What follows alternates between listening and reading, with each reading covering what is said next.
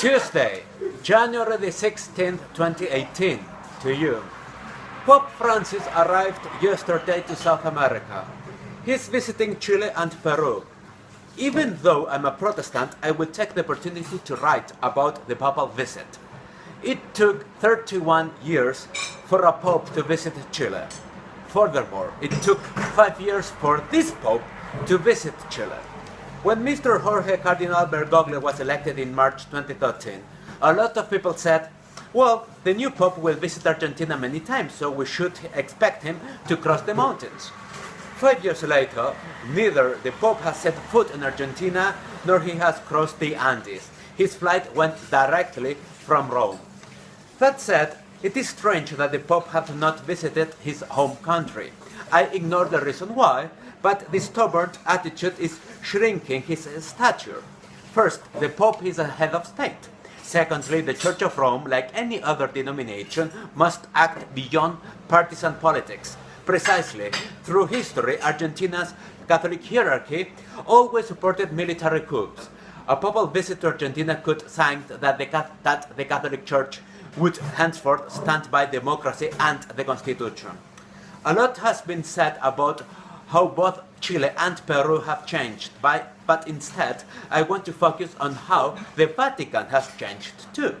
When John Paul II visited Chile in 1987, the papal institution was a strong player in world affairs. It is unquestionable the Pope's importance in the defeat of communism. Nowadays, the Church of Rome has been hit with the repeated sexual abuse cases. Personally, I believe that the effect of such felonies on the Catholic Church was worsened by its inflexible stance regarding sexual affairs, like the use of condoms or premarital sex. Indeed, Pope Francis' pontificate itself is a consequence of this crisis. Had the Church of Rome been in its normal state, Pope Benedict XVI would not have resigned, and Mr. Bergoglio would now be the emerite Archbishop of Buenos Aires instead.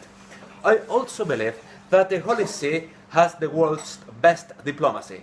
I'm a staunch Protestant, yet I admire the Vatican for their service. Accordingly, I would have liked that the Pope had acted more as a head of state in this visit. If I had organized the visit, I would have included Congress and the Supreme Court. Unlike what happened to his predecessor in 1987, Pope Francis is visiting a democratic, secular Chile. For better or worse, ours are more open societies. Finally, I cannot avoid to complain for the tax exemptions surrounding this papal visit. If the Pope had visited more cities, that could have made more sense, given how encouraging this event is for tourism. Oh dear, Pope Francis came here, but we are paying his visit. The world is still on.